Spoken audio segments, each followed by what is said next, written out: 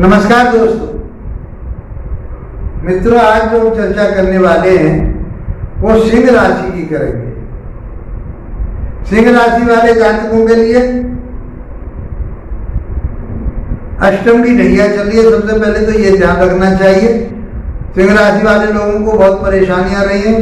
Last year भी बहुत दिक्कतें आई, बहुत परेशानियां आई और आप लोगों ने प्रश्न करके मेरे से बहुत चीज़ें वार्तालाप की, व्हाट्सएप से बातें की, व्हाट्सएप पे अपनी समस्याओं का समाधान लिया, फोन करके भी आप लोगों ने मेरे से संपर्क किया। मैंने आपको कोशिश की समाधान देने की।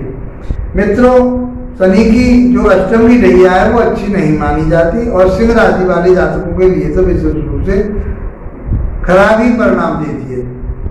8वां भाव होता है, 8वां भाव बहुत आयु मृत्यु का होता है। ये मृत्यु तुल्य कष्ट भी आपके लिए दे सकती है, क्योंकि ये आपके छठे भाव का स्वामी है शनिदेव और 7वें भाव का स्वामी। तो 7वें भाव का स्वामी या छठे भाव का स्वामी अष्टम भाव में ये दर्शाता है।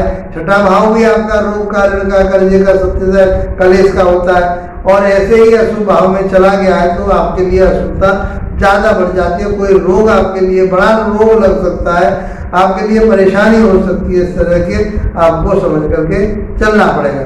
थोड़ी सी भी आपके जीवन में परेशानी आए तुरंत आपको डॉक्टर की सलाह लेनी चाहिए। तो मैं हेल्थ की बात कर रहा हूँ। तो आपके राशि के मुताबिक आपके सूर्यदेव बनते हैं और सूर्यदेव की स्थिति आपके लाभ भाव में बनी हुई है, गुरु के साथ बनी हुई है। लगन भाव पर आपकी राशि पर इस समय मंगल और केतु विराजमान है। दोनों ही अग्नि तत्व के ग्रह हैं और अग्नि तत्व की ही राशि है। तो आपको बहुत सोच समझ करके चलना पड़ेगा। तो कहीं न कहीं आपके लिए आपके नुकसान वाली कहानी ये कहीं ना कहीं करके जाते, क्योंकि ये मंगल का और केतु का जो अंगारक दोष बनता है ये अच्छा नहीं। आपकी मनोवृत्ति बहुत गर्म स्वभाव की हो जाएगी, आप क्रोधी हो जाएंगे, गुस्सा वाले हो जाएंगे और जब गुस्सा और क्रोध करेंगे तो कहीं ना कहीं आपका स्वास्थ्य डिस्टर्ब होगा। उसमें आपके लिए पित्त विकार हो सकता है, ब्लड प्रेशर बढ़ सकता है, आपके लिए रक्त संबंधी कोई बीमारी हो सकती है। ये आपको ध्यान रखना पड़ेगा।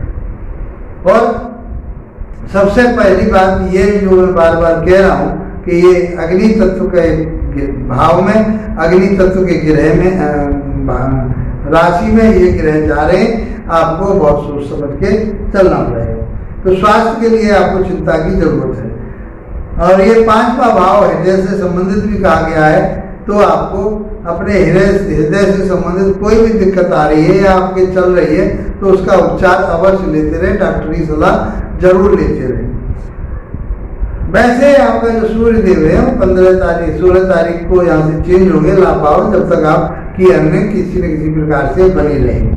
उन्नति तरक्की होगी, आपकी नेम फेम बढ़ेगा, आपको मान सम्मान प्रतिष्ठा आपकी अच्छी रहेगी, उसमें कोई दिक्कत नहीं है। स्वास्थ्य के लिए आपको सजग रहना पड़ेगा। बात करते हैं हम आपके शिक्षा की, ज्ञान की, विवेक की और आपके लव रिलेशन की, संतान की। तो ये पंचम भाव से देखते हैं। तो पंचम भाव में धनु राशि है, गुरु की राशि है और गुरु की दृष्टि अपने घर पर जा रही है। तो शिक्षा तो आपकी बहुत अच्छी रहेगी, ज्ञान विवेक आपका बहुत अच्छा रहेगा, आपका जो सोच है बहुत उच्च लेवल की होगी। आप आध्यात्मिक भी सोचेंगे, धार्मिक भी सोचेंगे और सब परिस्थितियों को आप कब्जे में करके आगे बढ़ने वाले। तो लव रिलेशन भी आपकी बढ़िया रहेंगी। आप कहीं इन्वेस्टमेंट करना चाह रहे हैं, एजुकेशन के ऊपर कोई चीजें, एजुकेशन से संबंधित कोई काम कर रहे हैं, उसमें आप करना चाहते हैं, आपके लिए लाभ प्राप्त होगा, उन्नति होगी, आपकी तरक्की होगी, कोई परेशानी नजर नहीं आ रही। आपका लाभ जो पंचम भाव है बहुत अच्छा रहने वाला है। यदि आप इस पीरियड में कंसीव करना चाहते हैं, अपने घर में संतानोत्पत्ति चाहते हैं, तो ये आपके लिए अप्रैल का महीना गोल्डन पीरियड है। तो इसका आपको लाभ उठाना चाहिए, तो आपको लाभ प्राप्त होगा। दाम्पत्य जीवन की बात करें, राहु देव बैठे हुए, मंगल की और केतु की दृष्टि आ रही है। यहाँ पर शनि की राशि है, शनि छठे भाव के और सप्तम भाव के स्वामी है। सप्तम भाव से आपका वैवाहिक जीवन देखा जाता है, आपके पार्टनरशिप देखी जाती है, यात्राएं देखी जाती हैं और वो भी लंबी यात्राएं। घर में हम आपको बताएं, पश्चिम से साउथ वेस्ट का इलाका होता है, वहाँ राहु का बैठना, कोई ना कोई डिस्टर्बेंस इस समय रहने वाला है। वैवाहिक जीवन में कहीं न कहीं दिक्कत रहने वाली है, आपका मनमुटाव होने वाला है, कहीं कोई तलाक का केस चल रहा था तो तलाक होने वाला है। यदि नहीं है तो आपको समझ करके चलिए, नहीं यहाँ पर आपके लिए ज़्यादा वकीड़ा हो जाएगा, वैवाहिक जीवन अच्छा नजर नहीं आ रहा। अपने पार्टनर का, अपने साथी का, अपने जीवन साथी का आपको स्वास्थ्य का भी ध्यान रखना है, कहीं कोई रोग उनके लिए भी ना हो जाए और अपने आपके वैवाहिक जीवन में भी दिक्कत कहीं ना आ जाए, क्योंकि वैवाहिक जीवन का स्वामी शनि और शनि का अष्टम भाव में जाना अच्छा नहीं माना जाता, तो आपको ससुराल पक्ष से भी कहने की कोई दिक्कत हो सकती है, वो आपको देखना पड़ेगा। अब कोई ना कोई रोग आपके जो अंदरूनी चल रहा है, धीरे धीरे आपको पता नहीं पड़ रही, उसको आपको ध्यान से एक बार चेकअप करा लेना चाहिए। मेरे कहने से आप भी अपना चेकअप कराएं तो आपको उसके बारे में जानकारी मिलेगी, और कोई परेशानी है तो आपको उसका उपचार भी करा लेना चाहिए। तो आपका दाम्पत्य जीवन में मुझे कहीं परेशानी नजर आ रही है, अटैचमेंट में कमी आ रही है।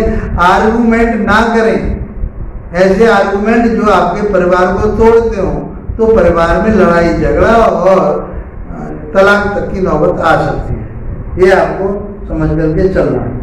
अब मैं बात करता हूँ आपके भाग्यस्थान की। भाग्यस्थान आपका बढ़िया है, वहाँ के स्वामी मंगल है, और मंगल देव आपके लगन भाव में बैठे हुए हैं, अच्छा माना जाता है। त्रिकोण का स्वामी लगन में बैठ जाए, लगन का स्वामी या केंद्र का स्वामी त्रिकोण में बैठ जाए तो लाभ अच्छा लगता है। फिर भी आपके सिंह राशि वाले जातकों को ये मंगल योग कारक माना जाता है, अच्छा माना जाता है, श्रेष्ठ माना जाता है। उस हिसाब से तो आपका सब कुछ बढ़िया, और आपके हेल्थ की जगह पर बैठे तो इम्यूनिटी सिस्टम आपका बढ़िया रहेगा, सोच आपकी बढ़िया रहेगी, मान सम्मान आपका बढ़िया रहेगा।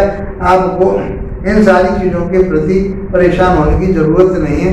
मंगल और केतु का जो अंगारक योग है, तो उस क्रोध पर, उस गुस्सा पर, उतावलेपन पर आपको कंट्रोल करना पड़ेगा, इसका ध्यान रखना है। अब कैरियर की बात करते हैं तो कैरियर भाव में आपके शुक्र देव बैठे हुए, शुक्र की ही राशि है, तो आपका कैरियर भाव बहुत अच्छा होने वाला है। जो भी आप सब मौज का काम करते हैं, कोई आप फैशन डिजाइनिंग का काम करते हैं, आप नृत्य का काम करते हैं, आप कोई ऐसा काम करते हैं जो लग्जरी लाइफ से संबंधित है, आप वाहनों का काम करते हैं, बिल्डर का काम करते हैं, आप आर्टिफिशियल ज्वेलरी का काम करते हैं, ये सब काम आपके लिए आगे बढ़ने वाले हैं। और शुक्रदेव अपने ही घर में बैठे हैं तो आपका वैभव, उन्नति, तरक्की बढ़िया रहेगी।